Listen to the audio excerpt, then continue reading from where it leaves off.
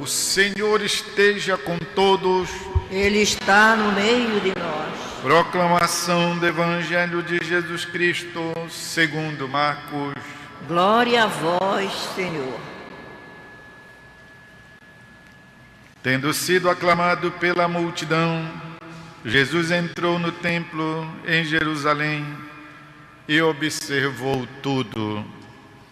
Mas, como já era tarde, saiu para Betânia com os 12. No dia seguinte, quando saíam de Betânia, Jesus teve fome. De longe, ele viu uma figueira coberta de folhas e foi até lá ver se encontrava algum fruto. Quando chegou perto, encontrou somente folhas, pois não era tempo de figos. Então Jesus disse à figueira: que ninguém mais coma de teus frutos. E os discípulos escutaram o que ele disse. Chegaram a Jerusalém.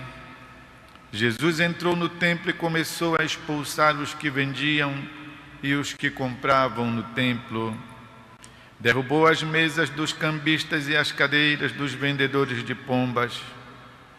Ele não deixava ninguém carregar nada através do templo e ensinava o povo, dizendo: não está escrito, minha casa será chamada casa de oração para todos os povos?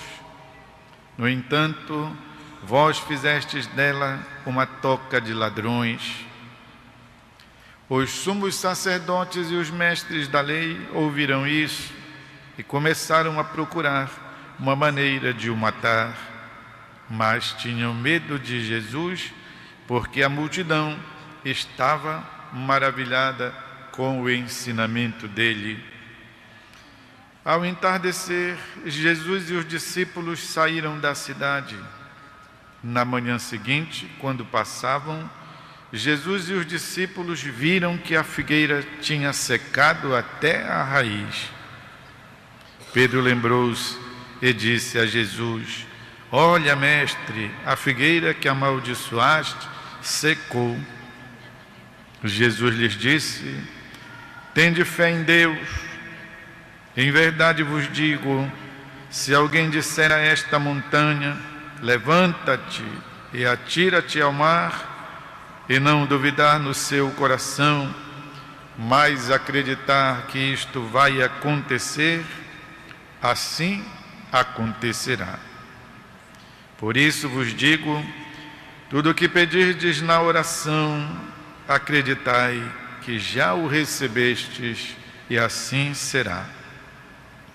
Quando estiverdes rezando, perdoai tudo o que tiverdes contra alguém, para que vosso Pai que está nos céus também perdoe os vossos pecados. É palavra da salvação. Glória a vós, Senhor. Queridos irmãos e irmãs, muita graça de Deus para nós neste dia de hoje. Podermos, olhem só, estar iniciando, pois, o mês de junho, um mês tão cheio de festas religiosas e comemoração dos nossos santos, tão conhecidos de nós: São Pedro, São Paulo, São João, Santo Antônio. O mês em que nós vamos celebrar o Sagrado Coração de Jesus daqui a 8 dias, no dia 8, solenidade do Sagrado Coração de Jesus, em que o Santo Padre, o Papa Francisco, está também convocando os bispos, os sacerdotes e o povo de Deus para um dia de oração pela santificação dos padres. Dia do Sagrado Coração de Jesus, Dia Mundial de Oração pela santificação do clero. Mês em que nós também nos alegramos muito com as confraternizações que a gente realiza pelos nossos santos devotos em nossas casas. Mês em que nós hoje estamos comemorando, pois, a misericórdia do Senhor, sempre e de modo especial na sexta-feira, sexta-feira da misericórdia. Metade do ano, estamos comemorando assim já metade do ano, quem diria, não é isso? Já estamos na metade do ano. Tudo isso é para nós acolhermos com alegria estas graças que Deus nos concede. Hoje estamos comemorando um grande santo da nossa fé, São Justino, mártir. São Justino nos faz lembrar daquelas pessoas, daqueles jovens, homens e mulheres, que não receberam uma educação cristã explícita. Os pais e a família de São Justino eram pagãos, nem por culpa deles. Não tinham ouvido do cristianismo. Acontece muito em nossas famílias que não é que sejam pagãos, não são praticantes. E por isso a fé chega assim muito aguada aos filhos. E pobres crianças crescem, pois, sem a fé. E depois, por algum motivo divino, como com São Justino, encontram alguém. Justino era um jovem inteligente, cabeça muito aguçada, gostava de novidades, mas que preenchessem a alma. Tinha estudado, pois, a gramática, a literatura, a filosofia. Formou-se advogado. E, no entanto, seu coração ficava assim, desejoso de algo mais. Até que ele encontrou um velho, uma pessoa idosa, um sábio, que disse para ele: olha, tudo aquilo que o coração humano anseia, deseja, pede, está na Escritura Sagrada. Experimente ler. E, como não custava nada, Justino começou a ler a palavra de Deus. De modo particular, o Novo Testamento, que àquela altura ainda nem existia assim como hoje nós temos, né? Um livro, uma Bíblia assim impresso. Eram ainda códices, manuscritos. Não existia a imprensa é do século XV e XVI. Era tudo manuscrito. Aqueles beijus, porque eram escritos assim, em papiros, eram escritos, pois, nos pergaminhos. Uma luta para ter uma Bíblia, por isso. Mas ele teve e começou a ler. Este jovem advogado se apaixonou por Deus e de um modo especial por Jesus Cristo, que o velho tinha dito para ele: cava direito, cava, olha, aqui é um terreno, campo no qual está enterrado um tesouro. Cava direito, disse o sábio santo para ele. E assim Justino fez. E descobriu de fato na Escritura a revelação de nosso Senhor Jesus Cristo. O mistério do Verbo que se revelou, que tornou-se homem. E por isso Justino abraçou a fé e tornou-se cristão. Eram tempos muito difíceis. Ele está vivendo agora no 2º século e, de fato, Justino morreu mártir em 165. Se vocês pensam, há apenas 130 anos do Cristo, não é isso? Então, Justino vivia, pois, um tempo difícil por conta do início das perseguições, em que os cristãos eram acusados de boicotar o imperador, acusados de fazer reuniões escondidas, aonde eles faziam ninguém sabe o quê. E isto se prestava a tantas suspeitas.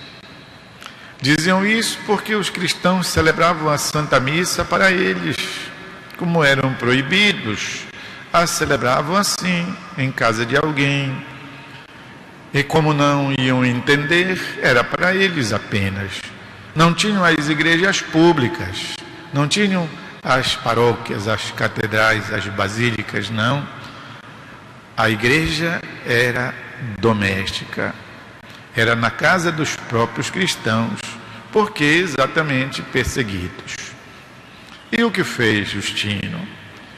Como bom advogado, ele escreveu uma defesa, aliás, foram duas, e uma defesa dirigida ao próprio imperador Antonino Pio. E nesta defesa, Justino mostra para o imperador tantas coisas bonitas, tantas coisas legais, tantas coisas edificantes que os cristãos faziam. Explicava até mesmo a celebração da Santa Missa. E é muito bonito ler isto na primeira apologia. Queridos, queridas, hoje tudo a gente encontra na internet. O que presta e o que não presta, vocês sabem. Vão procurar São Justino Apologia, ou Apologia São Justino, ou Justino Apologia, Apologia Justino. Aparece lá várias coisas e vocês poderão ler a primeira apologia de São Justino. Ele conta pela primeira vez como era a celebração da missa. Se ele não tivesse feito isso, nós não sabíamos como é que é o acolhimento, o início da celebração, que acontecia só no domingo, que ele chama o Dia do Sol, onde os cristãos se reúnem, leem a palavra, são exortados por quem preside, depois oram, depois eucaristizam pão, o vinho, depois distribuem, depois levam também aos que não puderam vir, aos idosos, aos enfermos, aos que estão presos. E depois, ao término, fazem uma coleta para justamente acudir às necessidades dos pobres. A nossa cidade está assim se mobilizando para acudir aqueles irmãos do incêndio que aconteceu ontem. Pois é, na igreja antiga isto já acontecia. De modo que, como diz as palavras dos Atos dos Apóstolos, não havia necessitados entre eles, tudo se partilhava. Ou seja, São Justino nos revela como era o espírito, o modo de viver dos cristãos. Até que ele foi acusado e por conta disso, de ser cristão, foi martirizado. Mas, diríamos, morreu bem, morreu alegre, morreu feliz.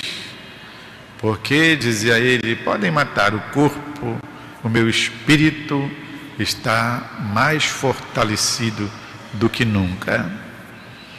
Queridos irmãos e irmãs, queridos jovens, que buscam, pois, viver, aprofundar, testemunhar a fé, vamos sempre agradecer a providência de Deus que suscita em sua igreja e que nós podemos celebrar a cada ano em suas festas os santos que testemunharam a fé primeiro do que nós, mostrando-nos que pagando com a própria vida, prestem atenção, pagando com a própria vida é possível viver sim o Evangelho.